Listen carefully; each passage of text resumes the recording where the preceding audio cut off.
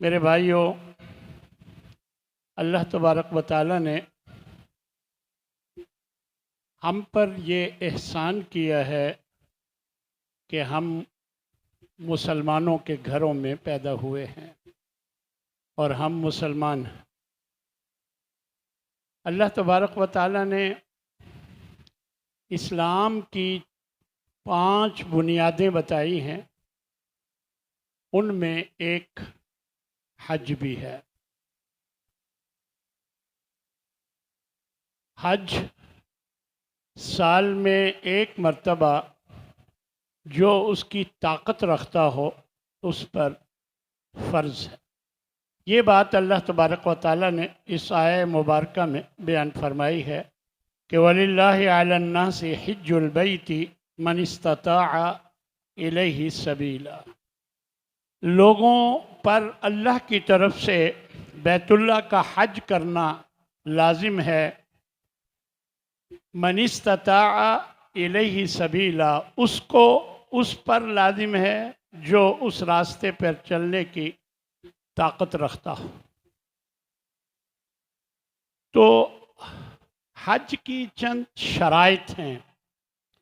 सबसे पहली शर्त है इस्लाम, कि आप मुसलमान। दूसरी शर्त है कि आकिल, अक़ल इंसान के अंदर हो, पागल ना हो। और तीसरी शर्त है बलूगत, कि हज उस पर फ़र्ज़ है जो बालिग। और चौथी शर्त है आज़ाद, यानी ग़ुलाम ना हो। आजकल तो ग़ुलामों का सिलसिला नज़र नहीं आता, लेकिन ये भी एक शर्त है कि ग़ुलाम ना हो, ग़ुलाम पर हज फ़र्ज़ नहीं। और पांचवी शर्त है इस्तिताअत, कि आपको हज पर जाने की ताकत है, सेहत के लिहाज से भी, माली लिहाज से भी, कि आप हज पर जा सकते हैं। तो ये 5 बुनियादी शराइत हैं हज पर जाने के लिए।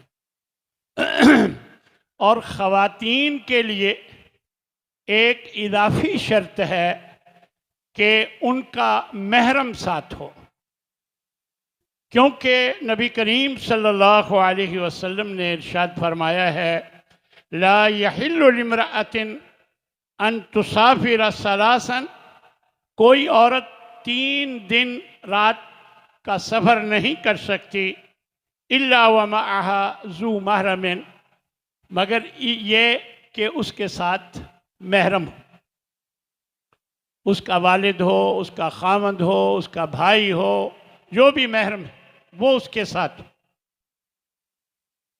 तो ये शराइत हैं हज के लिए। एक औरत ने नबी सल्लल्लाहु अलैहि वसल्लम से पूछा कि या रसूलल्लाह, मेरा वालिद, उस पर हज फ़र्ज़ है, लेकिन वो सवारी पे बैठने की ताकत नहीं रखता, बैठ नहीं सकता, तो क्या मैं उसकी तरफ से हज कर लूँ? तो आपने फरमाया नाम हुज्जी अन, हाँ, उसकी तरफ से हज कर लो। मालूम हुआ कि कोई अगर हज पर जाने की ताकत नहीं रखता, लेकिन उसकी माली हैसियत ऐसी है कि वो हज कर सकता है, तो उसकी तरफ से अगर कोई और हज के लिए जाए तो हज बदल इसको कहते हैं, ये जायज़ है। लेकिन इसके लिए शर्त है कि पहले वो खुद हज कर चुका हो। नबी करीम सल्लल्लाहु अलैहि वसल्लम ने एक मर्तबा एक शख्स को ये कहते सुना, लब्बैक अन शुब्रमा, कि मैं शुब्रमा की तरफ से हाजिर हूँ। गोया वो उसकी तरफ से हज कर रहा था। तो नबी सल्लल्लाहु अलैहि वसल्लम ने पूछा, क्या आपने अपना हज किया? तो इसका मतलब ये हुआ कि हज के लिए ज़रूरी है कि हज बदल करने वाला पहले अपना हज कर चुका हो। इसी तरह नबी करीम सल्लल्लाहु अलैहि वसल्लम इरशाद फरमाते हैं, अय्युहन्नास, ए लोगो, कद फरद अलैकुमुल हज, अल्लाह ने तुम पर हज फर्ज किया है, फहुज्जू, तो हज करो। फ़क़ाल रजुलन, एक आदमी कहने लगा, पूछने लगा, अकुल्लु आमिन या रसूल अल्लाह, क्या हर साल हज करना है? फसकत रसूलुल्लाह, रसूलुल्लाह सल्लल्लाहु अलैहि वसल्लम खामोश हो गए उसके इस सवाल पर। हत्ता कालहा सलासन, उसने ये सवाल 3 मर्तबा किया। आप फरमाने लगे, लव कुल्तु नअम लवजबत, अगर मैं हाँ कह देता तो हर साल हज करना लाजिम हो जाता। वलमस्तता तुम, और उसकी तुम ताकत ना रखते। सुम्मा काला, फिर आप फरमाने लगे कि दाऊनी मा तरक्तुकुम, जो बात कहकर मैं छोड़ दूं तो तुम उसमें मुदाखलत ना किया करो, मुझे छोड़ दिया करो, जो मैं तुम्हें कह दूं वही काफ़ी समझा करो। इन्नमा हलक मन कान क़ब्लकुम लिकसरत सुआलिहिम, तुमसे पहले लोग इसी वजह से हलाक हो गए कि वो ज़्यादा सवाल किया करते थे। ये भी पूछ रहे हैं, वो भी पूछ रहे हैं, ज़रूरत भी नहीं है और पूछ रहे हैं। आदत होती है बाद लोगों को सवाल करने की। फ़ैज़ा अमरतुकुम बिशैइन, आप फरमाने लगे कि जब मैं तुम्हें किसी चीज़ का हुक्म दूं, फ़ातू बिही फ़ातू मिन्हु मस्ततात, तो उसे करो जितनी तुम में ताकत है। वइज़ा नहैतुकुम अन शै फंतहू, और जब मैं तुम्हें किसी चीज़ से रोक दूं तो उससे बाज आ जाओ, उसे छोड़ दो। इसलिए मेरे भाइयों, नबी करीम सल्लल्लाहु अलैहि वसल्लम के इस फरमान के मुताबिक हज फ़र्ज है। जिस तरह नमाज फ़र्ज है, रोज़ा फ़र्ज है, इसी तरह हज भी फ़र्ज है। लेकिन जो उसके रास्ते पर चलने की ताकत रखता हो, माली लिहाज से, सेहत के लिहाज से। नबी करीम सल्लल्लाहु अलैहि वसल्लम की एक हदीस है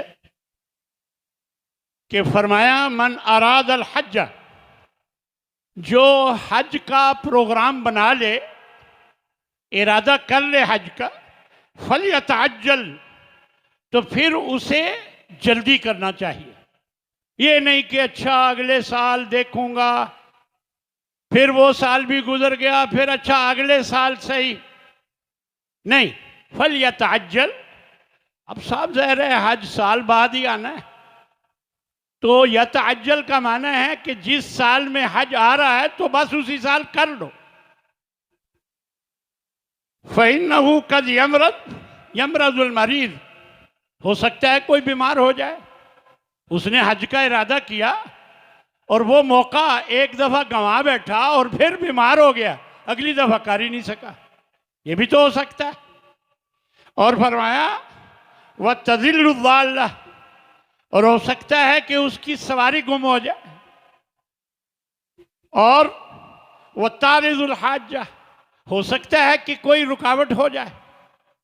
इसलिए जब हज का इरादा कर लिया है तो उसको जल्दी करना चाहिए। अल्लाह तबारक व तआला हमें इसके तौफीक अता फरमाए और अल्लाह हमारे लिए आसानियाँ फरमाए। मेरे भाइयों, हज के बड़े फ़वाइद, इसकी बड़ी फजीलत। सबसे बड़ी बात है कि हज मबरूर जो है इसके बदले में अल्लाह जन्नत देता है, और ये बहुत बड़ी बात है, बहुत बड़ी कामयाबी। अल हज्जुल मबरूर लैसा लहू जज़ाउन इल्लल जन्नह, हज मबरूर का बदला जन्नत के सिवा और कुछ नहीं। और हज मबरूर क्या होता है? वो हज जिसमें अल्लाह की कोई नाफरमानी ना की गई, और हज के बाद इंसान की जिंदगी में तब्दीली आ जाए, इंसान की जिंदगी बदल जाए। हज के बाद पहले नमाजों में सुस्ती करता था, सुस्ती दूर हो जाए। पहले नेकी के कामों में पीछे पीछे रहता था, अब आगे आगे बढ़ के करता है। ये हज जो है ये हज मबरूर। तो हज मबरूर का बदला जन्नत के सिवा कुछ नहीं। इसलिए मेरे भाइयों, अल्लाह अगर तौफीक दे, शायद इस साल तो मौका जिन्होंने अवेल किया हुआ है वो तो जाएंगे ही, जो अब चाहें कि हम भी कर लें तो शायद मुमकिन ना हो, अगले साल का प्रोग्राम बना लें और फिर अल्लाह से दुआ करें कि अल्लाह आसानी फरमाए, और अल्लाह फिर मौका भी देगा और आसानी भी फरमाएगा। अगर आप दिल से अल्लाह से इल्तिजा करेंगे तो अल्लाह आपके लिए ज़रूर आसानी फरमाएगा। हज जो है ये गुनाहों को मिटा देता है, ये गुनाहों को मिटा देता है। हजरत अमर बिन आस कहते हैं कि मैंने एक दफ़ा नबी करीम सल्लल्लाहु अलैहि वसल्लम से बैअत का इरादा किया कि मैं आपके हाथ पर बैअत करता हूँ। आपने अपना हाथ बढ़ा लिया, मैंने अभी पीछे कर लिया, और मैं पूछने लगा कि मेरी एक शर्त है या रसूल अल्लाह, क्या अल्लाह मेरे गुनाह माफ कर देगा? मैं फिर बैअत करता हूं आपके हाथ पर हज के लिए। फरमाया कि आप सल्लल्लाहु अलैहि वसल्लम फरमाते हैं, अमा अलिमता, क्या आपको मालूम नहीं, अन्नल इस्लाम यहदिमु मा काना कबला, जब इंसान मुसलमान हो जाता है तो उसके पिछले गुनाह अल्लाह माफ़ फरमा देता है। वह अन्नल हिजरत तहदिमु मा काना कबलहा, जब इंसान हिजरत कर जाता है अल्लाह के लिए, अपना इलाका छोड़ जाता है, तो अल्लाह उसके पिछले गुनाह माफ़ कर देता है। वह अन्नल हज यहदिमु मा काना कबला, और जब बंदा हज कर लेता है तो अल्लाह उसके पिछले गुनाह माफ़ फरमा देता है। तो यहाँ से मालूम हुआ कि अल्लाह तबारक व तआला जब भी कोई हज करता है उसके गुनाहों से दरगुजर फरमा देता है। और बल्कि एक रवायत में आप सल्लल्लाहु अलैहि वसल्लम इरशाद फरमाते हैं, मन हज लिल्लाह, जो सिर्फ अल्लाह की रज़ा के लिए हज करता है, फलम यरफुस वलम यफसुक, ना बेहूदगी करता है कोई, ना कोई गुनाह का काम करता है, रजा का यौमिन वलदतहु उम्मुहु, वो ऐसे हो जाता है जैसे उसकी माँ ने उसे उस दिन जना हो। और एक रवायत के मुताबिक अगर किसी पे हज लाजिम है, फर्ज है, और वो हज नहीं करता, तो आपने फरमाया कि वो यहूदी होकर मरे या नसरानी होकर मरे, अल्लाह को उसकी कोई परवाह नहीं। बड़ी सख्त बात है। इसलिए मेरे भाइयों, हज का जो अमल है ये अल्लाह को बहुत पसंद है और अल्लाह इससे राज़ी होता है। अल्लाह जन्नत देता है, गुनाहों से माफ़ी देता है, गुनाहों को मिटा देता है। और एक रवायत में नबी सल्लल्लाहु अलैहि वसल्लम इरशाद फरमाते हैं, अदीमुल हज वल उम्रता, तुम हज और उम्रे करते रहा करो। अदीमू का माना है इस पर दवाम पकड़ो, लगातार जब मौका मिले, जब ताकत हो, हज कर लो, उम्रा कर लो, करते रहा करो। फ़इन्नहुमा यनफ़ियानिल फ़क़्र वज़्ज़ुनूब, ये दोनों गुर्बत भी दूर करते हैं और गुनाहों से को भी मिटा देते हैं। गुर्बत भी दूर करते हैं और गुनाहों को भी मिटा देते हैं। कमा तनफिल कीर खबसल हदीद, जिस तरह भट्टी लोहे के जंग को दूर कर देती है, इस तरह इंसान के गुनाह भी अल्लाह दूर फरमा देता है और गुर्बत भी दूर हो जाती है। फिर एक रवायत के मुताबिक ईमान और जिहाद के बाद अफजल तरीन अमल जो है वो हज है। हजरत अबू हुरैरा रजी अल्लाह ताला अन्हो ने पूछा कि कौन सा अमल या रसूल अल्लाह बेहतर है? आपने फरमाया ईमान बिल्लाह व रसूल, अल्लाह पर और उसके रसूल पर ईमान लाना। फिर कौन सा? पूछा फिर कौन सा? आपने फरमाया अल जिहाद फी सबीलिल्लाह, अल्लाह की राह में जिहाद करना। पूछा फिर कौन सा? आपने फरमाया हज्जुन मबरूर, फिर हज जो मबरूर हज। और मैंने अभी बताया कि हज मबरूर वो होता है जिसके अंदर कोई कोताही ना हो, कोई गलती गुनाह का काम बेहूदगी ना हो, और फिर हज के बाद जिंदगी में इनकलाब आ गया हो, तो ये हज मबरूर होता है। मैं पहले भी दुकान पर बैठकर लूटता था, अब हज करके आया हूं, अब मैं पहले से बढ़कर लूट रहा हूं, तो ये हज मबरूर नहीं है। ये हज मबरूर नहीं।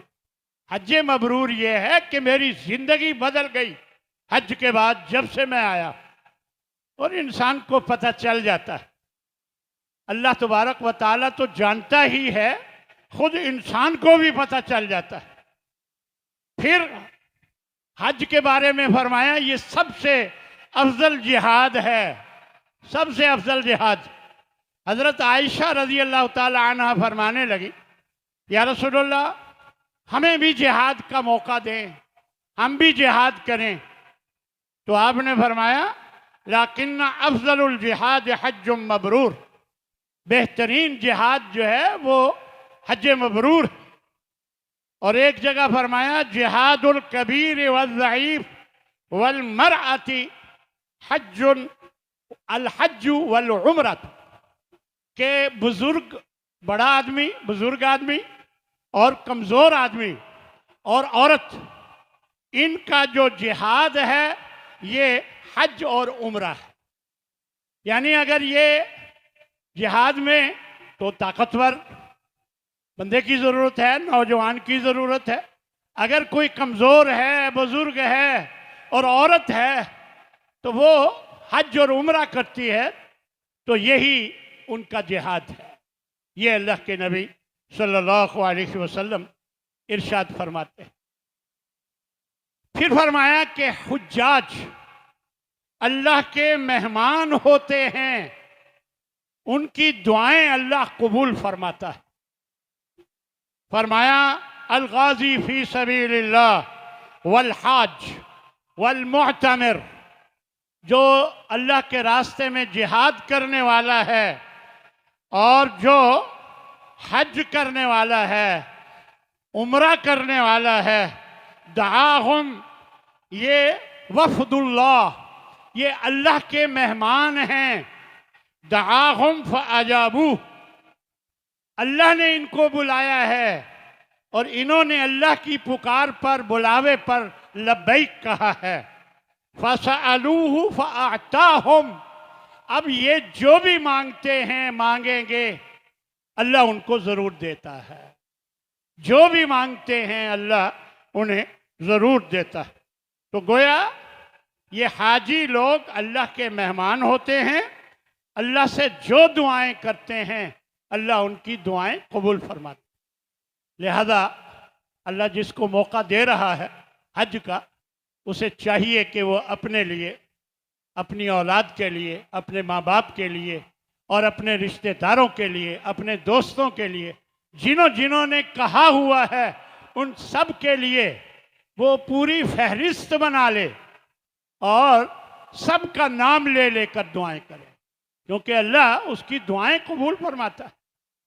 क्यों ना वो दुआ करे और अल्लाह उसकी दुआ को सुने, और जिन जिन के लिए दुआ की गई है अल्लाह उनको भी वो अनायतें कर दे जो दुआ की गई।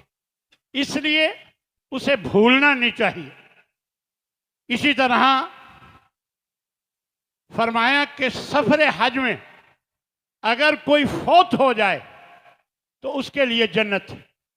सफर हज में अगर कोई फौत हो जाता है तो उसके लिए जन्नत। मन खरज हाजन फमाता, जो हज के लिए निकला और फौत हो गया, कुतिबा लहू अजरल हज इला यौमिल क़ियामा। अब हज नहीं किया, हज के सफर में निकला, फौत हो गया, तो उसके लिए हज का अजर लिख दिया जाता है इला यौमिल क़ियामा, क़यामत के दिन तक। यानी क़यामत के दिन तक जितने हज आएंगे वो हज करने का उसे अल्लाह उसका अजर लिख देता है। फरमाया वमन खरज मुअतमिरा, और जो उम्रे के लिए निकला, फमाता, फिर वो उम्रा करने से पहले ही फौत हो गया, कुतिबा लहू अजरुल मुअतमिर, अल्लाह उसके लिए उम्रा करने का अजर लिख देता है इला यौमिल क़ियामा, क़यामत के दिन तक के लिए अल्लाह उसका अजर लिख देता है। कितनी बड़ी सआदत। देखें, उम्रे के लिए निकला, हज के लिए निकला, कर नहीं सका, कुछ किया, बहुत बाकी रह गया या कुछ भी नहीं कर सका, तो अल्लाह ने क़यामत तक के लिए जितने उम्रे कर सकता था अल्लाह उसका अजर उसको उसके लिए लिख देता है। नबी सल्लल्लाहु अलैहि वसल्लम के दौर में एक शख्स अरफात में ऊंटनी से गिर गया, कहीं ऐसी चोट लगी कि वो वहीं फौत हो गया। अरफात में हज के लिए आया हुआ था, एहराम बांधा हुआ था, गिरा और फौत हो गया। तो आपने फरमाया इग़सिलूहु बिमाइन व सिदरिन, पानी और बेरी से, बेरी के पत्तों से इसको नहलाओ, व कफ़नूहु बिसौबई, इसी एहराम की चादरों में ही इसे कफन दे दो, वला तुखम्मिरू, और इसका सर खुला रखो, वला तुखम्मिरू रासहू, इसका सर ना ढांपो, वला तुहन्नतू, और खुशबू भी ना लगाओ, फ़इन्नहु युबअसु यौमल क़ियामति मुलब्बियन, ये बुखारी मुस्लिम की रवायत है। क़यामत के दिन ये उठेगा तो लब्बैक अल्लाहुम्मा लब्बैक कहता हुआ उठेगा। यानी ये सआदत है उसके लिए जो हज के लिए निकला और फौत हो गया, अल्लाह उसे जन्नत में दाखिल फरमाता है। अल्लाहु अकबर। मेरे भाइयों, जब इंसान बैतुल्लाह का कसद करता है, बैतुल्लाह का कसद करता है, निकल पड़ता है अपनी सवारी पर, क्योंकि उस वक़्त ऊँटनियों पर ज़्यादातर सवारी किया करते थे, तो आपने फरमाया ऊँटनी के हर कदम पर एक नेकी अल्लाह लिखता है और एक गुनाह मिटाता है। अब इसका मतलब ये हुआ कि आप के पहिए के जितने चक्कर लगेंगे, हर चक्कर पर एक नेकी, और एक नेकी देगा और एक गुनाह मिटाएगा, नेकी का अजर और एक गुनाह मिटाने का, हर चक्कर पर। अब जहाज के कितने चक्कर होंगे, तो ये अल्लाह सारे हिसाब जानता है। जब अल्लाह के नबी से अल्लाह ने ये कहलवाया है तो गोया वमा यंतिकु अनिल हवा इन हुआ इल्ला वहयुन यूहा, नबी अपनी तरफ से कोई बात नहीं फरमाते, जो अल्लाह की तरफ से वही होती है वो वही बात बयान फरमाते। जब अल्लाह के नबी ने ये फरमाया तो गोया वो अल्लाह की तरफ से फरमाया। तो इस तरह हर कदम पर अल्लाह नेकी लिखता है और एक गुनाह मिटा देता है। इसी तरह तवाफ करने के बाद अगर कोई 2 रकत पढ़ लेता है तो औलाद इस्माइल से गुलाम आज़ाद करने का सवाब मिल जाता है। औलाद इस्माइल से गुलाम आज़ाद करना, इसका बहुत अजर है, दूसरे गुलामों से ज़्यादा अजर। तो औलाद इस्माइल आपको मालूम है कि हज़रत इस्माइल की औलाद से ही आप सल्लल्लाहु अलैहि वसल्लम, तो इसलिए औलाद इस्माइल से एक गुलाम आज़ाद करने का उसे सवाब मिलता है। इसी तरह सफ़ा और मरवा पर जब वो सई करता है, सफ़ा और मरवा की 7 चक्कर लगाता है, तो 70 गुलामों को आज़ाद करने का अजर मिलता है। यानी ये हज करने गया, तवाफ किया, 2 रकत नमाज पढ़ी, एक गुलाम का सवाब मिल गया आज़ाद करने का, फिर जाकर सई की तो 70 गुलामों को आज़ाद करने का अल्लाह अजर दे देता है। अल्लाह अकबर। फिर जब अरफा की शाम होती है, फिर जब अरफा की शाम होती है, यौम अरफा की, अरफात में सारे हाजी होते हैं, आसमान दुनिया से पर आकर अल्लाह फरिश्तों के सामने, आसमान दुनिया पर अल्लाह आकर फरिश्तों के सामने अल्लाह इन हुज्जाज पर फख्र करता है। अल्लाह के नबी फरमाते हैं अल्लाह तुम पर फख्र करता है, और कि ये दूर दराज से आए हैं और हर किस्म की तकलीफ बर्दाश्त करके आए हैं और तेरी मेरी रहमत के मोहताज हैं, उम्मीदवार हैं। तो रेत के ज़र्रात के बराबर इनके गुनाह हैं, दुनिया में जितने लोग हैं उनके बराबर इनके गुनाह हैं, और बारिश के कतरों के बराबर इनके गुनाह हैं। तो मैंने ये सब माफ कर दिए। अफीजू या इबादी मगफूरन। फिर अल्लाह फरमाता है ए मेरे बंदो, अब तुम मुज़दलिफा की तरफ निकल पड़ो। यौम अरफात से मुज़दलिफा जाना होता है ना, तुम मुज़दलिफा की तरफ निकल पड़ो। मगफूरन लकुम, इस हाल में कि तुम्हें माफ कर दिया गया। वमन वली मन शफा तुम लहू, और उनको भी माफ कर दिया गया जिनकी तुमने सिफारिशें की, जिनके लिए दुआएं की, उनको भी माफ कर दिया गया। ये सआदत अल्लाह तबारक व तआला देता है यौम अरफात को।